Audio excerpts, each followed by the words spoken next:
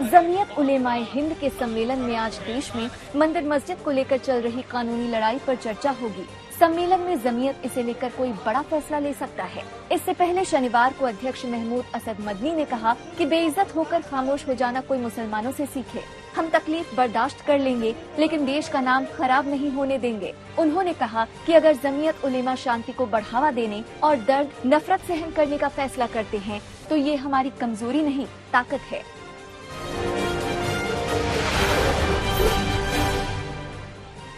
बातें तो बहुत लोग राष्ट्र निर्माण की, राष्ट्र रक्षा की, राष्ट्र सुरक्षा की करते हैं, लेकिन जुल्म बर्दाश्त कर लेना, अन्याय अत्याचार को सह लेना, गालियां खा लेना, बेइज्जत हो जाना और बेइज्जत होकर भी खामोश रह जाना, ये कोई हमसे सीखे। जमीयत उलेमाए हिंद के सम्मेलन में संगठन के अध्यक्ष महमूद असद मदनी भावुक हो गए। संबोधन के दौरान उनका गला रूंध आया, आंखें भर आईं। इस दौरान मदनी ने कहा कि हमें हमारे ही देश में अजनबी बना दिया गया। महमूद असद मदनी ने अखंड भारत की बात पर भी निशाना साधा। उन्होंने कहा कि किस अखंड भारत की बात करते हैं, मुसलमानों के लिए आज राह चलना मुश्किल कर दिया है। ये सब्र का इम्तिहान है।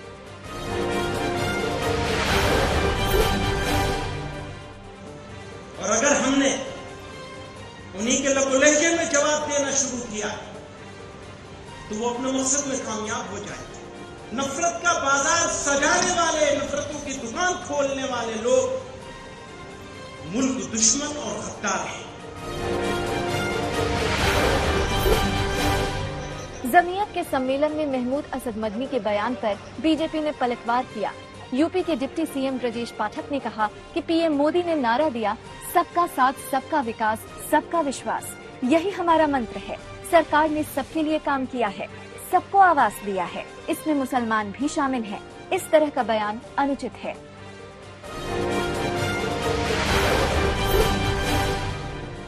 प्रधानमंत्री आवास योजना के तहत सभी गरीबों को मकान मिले हैं, उसमें हमारे मुस्लिम समाज के भी भाई हैं और सब लोग हैं।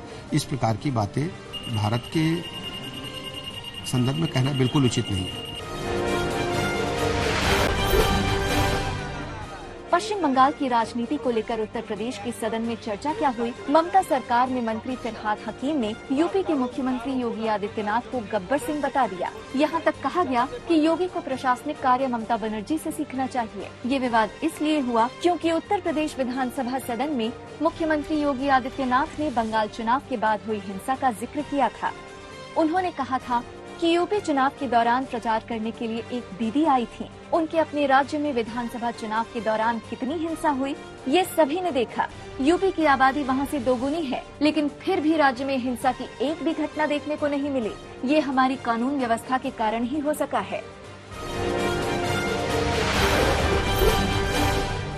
नागपुर के रामनगर के प्रसिद्ध मंदिर में सांसद नवनीत राणा और उनके पति रवि राणा ने हनुमान चालीसा का पाठ किया। हनुमान चालीसा के पाठ के बाद नवनीत राणा ने कहा है कि मुझे समझ नहीं आता कि महाराष्ट्र में उनके हनुमान चालीसा पढ़ने पर विवाद क्यों है, इसका विरोध क्यों हो रहा है। नवनीत राणा ने कहा कि आज शनिवार है और वक्त आ गया है कि मेरे महाराष्ट्र से शनि को जाना चाहिए।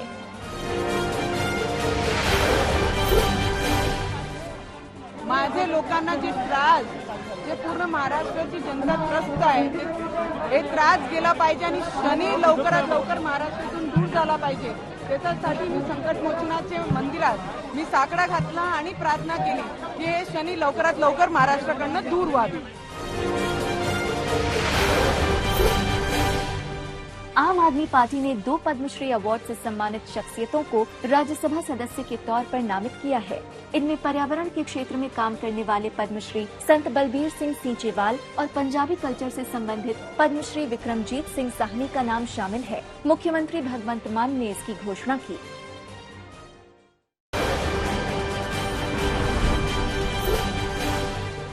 अस्पताल का करते हुए जो श्री पटेल। प्रधानमंत्री नरेंद्र मोदी ने राजकोट में अस्पताल का उद्घाटन किया। इस दौरान पीएम मोदी ने कहा कि पिछले 8 साल में मैंने ऐसा कोई काम नहीं किया है जिससे लोगों का सिर शर्म से झुक जाए। पिछले 8 साल में हमने महात्मा गांधी और सरदार पटेल के सपनों का भारत बनाने की कोशिश की। हमने विभिन्न योजनाओं के माध्यम से देश के गरीबों की सेवा की और उनके जीवन को बेहतर बनाने की कोशिश की।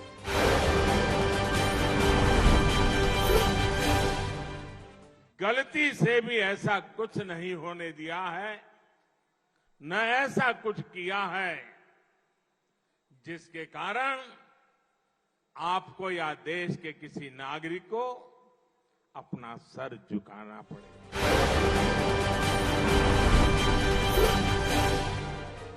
प्रधानमंत्री नरेंद्र मोदी ने गांधीनगर में सहकारिता से समृद्धि कार्यक्रम में शामिल हुए। इस दौरान किसानों को लेकर पीएम मोदी ने पिछली सरकारों पर निशाना साधा। पीएम मोदी ने कहा कि किसानों के सामने जो समस्याएं हैं, ऐसा नहीं है कि ये समस्याएं पहले नहीं थीं, लेकिन पहले की सरकारों ने इन समस्याओं पर सीमित प्रयास किया। उन्होंने कहा कि भारत उर्वरक का दूसरा सबसे बड़ा उपभोक्ता और तीसरा सबसे बड़ा उत्पादक देश है। 7 से 8 साल पहले अधिकांश यूरिया हमारे खेतों तक नहीं पहुंच पाता था और काला बाजारी के कारण नष्ट हो जाता था। किसानों को यूरिया के लिए लाठियां खानी पड़ती थी।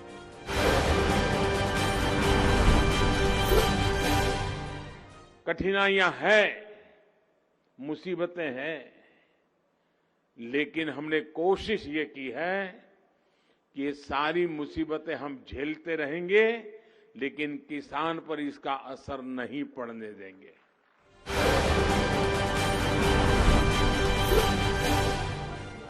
पूर्व केंद्रीय मंत्री और बीजेपी सांसद मेनका गांधी ने दिल्ली के स्टेडियम में कुत्ता घुमाने वाले आईएएस दंपत्ति का बचाव किया। बदायूं पहुंची मेनका गांधी ने कहा कि आईएएस खिरवाल दंपत्ति को साजिश के तहत दिल्ली से हटाया गया है। मेनका ने कहा कि मैं खिरवाल दंपत्ति को अच्छी तरह जानती हूं। उन पर जो आरोप लगे हैं वो पूरी तरह झूठे हैं। मेनका गांधी ने केंद्र सरकार की कार्रवाई पर सवाल उठाए और कहा कि ये कौन सा तरीका है कि किसी को भी उठाकर कहीं भी फेंक दिया।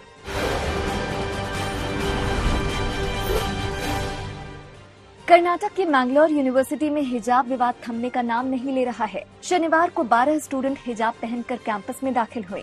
इन छात्राओं को क्लास में एंट्री करने से रोक दिया गया। मामला बढ़ने पर कॉलेज के प्रिंसिपल ने उन्हें समझाने की कोशिश की, लेकिन छात्राएं अपनी बात पर अड़ी रहीं।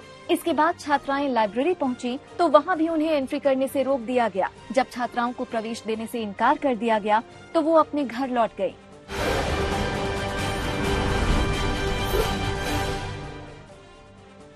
आर्यन खान के वकील सतीश मान शिंदे ने आर्यन खान के ड्रग्स केस के बाद रिया चक्रवर्ती और शौविक चक्रवर्ती ड्रग्स केस में भी वही इंक्वायरी करने की मांग की है जैसे आर्यन खान के केस में की गई।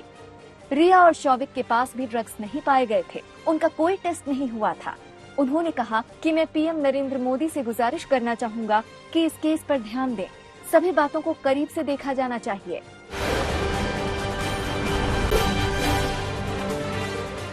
अनंतनाग के बिजबेहड़ा इलाके में कल आतंकियों के साथ सुरक्षा बलों की मुठभेड़ हुई। दोनों तरफ से गोलीबारी हुई, जिसमें 2 आतंकवादी ढेर कर दिए गए। इनकी पहचान अशफाक गनकी और यावर अहमद के रूप में हुई है। अशफाक बिजबेहड़ा का ही रहने वाला था और हाल ही में आतंकी संगठन में शामिल हुआ था, जबकि यावर अवंतीपुर का रहने वाला है। इससे एक दिन पहले ही जम्मू कश्मीर पुलिस ने अवंतीपोरा में अभिनेत्री अमरीन के 2 कातिलों को ढेर कर दिया था। 4 धाम यात्रा में रिकॉर्ड तोड़ श्रद्धालु पहुंच रहे हैं। 27 मई तक बद्रीनाथ धाम में 3,80,000 से अधिक श्रद्धालुओं ने दर्शन कर लिए हैं। 2 साल बाद यात्रा शुरू होने पर यात्रियों की भीड़ का अनुमान था, लेकिन इसके मुताबिक इंतजाम नहीं किए गए। जोशीमठ में बद्रीनाथ राष्ट्रीय राजमार्ग पर जगह जगह जाम लगा है। मंदिर मस्जिद विवाद के बीच छिंदवाड़ा में अलग तरह का विवाद सामने आया है। राम मंदिर आए स्वामी अभिमुक्तेश्वरानंद ने वहां साईं की मूर्ति देखी तो तुरंत हटाने के आदेश दे दिए। इसके बाद बड़ी माता मंदिर से साईं की मूर्ति को हटा दिया गया। यही नहीं, टाइल्स पर लगी एक साईं की तस्वीर को भी हटा दिया गया है। इतना ही नहीं, बात इससे भी आगे बढ़ गई है। विवेकानंद विचार समिति ने फैसला किया है कि घरों और मंदिरों से साईं की मूर्तियां हटाकर एक अलग से बने साईं मंदिर में रख दी जाएंगी।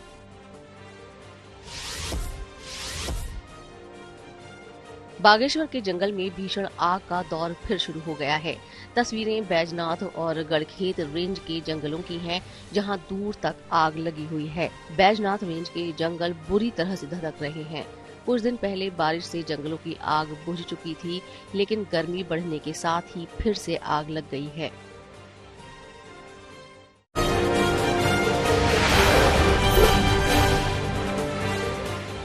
आईपीएल के फाइनल का रोमांच आज पूरे चरम पर होगा। फाइनल मुकाबला गुजरात टाइटंस और राजस्थान रॉयल्स के बीच खेला जाएगा। मैच दुनिया के सबसे बड़े नरेंद्र मोदी स्टेडियम में होने वाला है। क्वालिफायर में गुजरात की टीम राजस्थान को हरा चुकी है। कुछ और भी आंकड़े गुजरात का हौसला बढ़ाने वाले हैं। हार्दिक पांड्या ने इस बार कप्तान और बल्लेबाज के तौर पर बेहतरीन प्रदर्शन किया है। ये 5वां मौका है जब हार्दिक आईपीएल फाइनल खेलने जा रहे हैं। इससे पहले उन्होंने जितने भी फाइनल खेले सभी में जीत हासिल की है। हार्दिक पांड्या गुजरात टाइटंस से पहले मुंबई इंडियंस के साथ थे, जहां उन्होंने 4 खिताब जीते थे। वडोदरा में फैंस आईपीएल फाइनल को लेकर काफी रोमांचित हैं। गुजरात टाइटंस टीम की हौसला अफजाई के लिए अलग अलग तरीके अपनाए जा रहे हैं। खास तौर पर आर्टिस्ट चीयर अप किया जा रहा है और इसके लिए कलरफुल रंगोली सजाई गई है। आईपीएल के रोमांचक मुकाबले को देखने के लिए आज केंद्रीय गृह मंत्री अमित शाह भी पहुंच सकते हैं। अमित शाह इन दिनों गुजरात के दौरे पर हैं। गुजरात कांग्रेस भी इस मैच को लेकर काफी उत्साहित है। स्टेडियम के बाहर कांग्रेस की तरफ से पोस्टर लगाए गए हैं। आईपीएल के फाइनल मुकाबले के पहले क्लोजिंग सेरेमनी होगी। करीब 45 मिनट के इस प्रोग्राम में AR रहमान और रणवीर सिंह जैसे बॉलीवुड सितारे शिरकत करेंगे।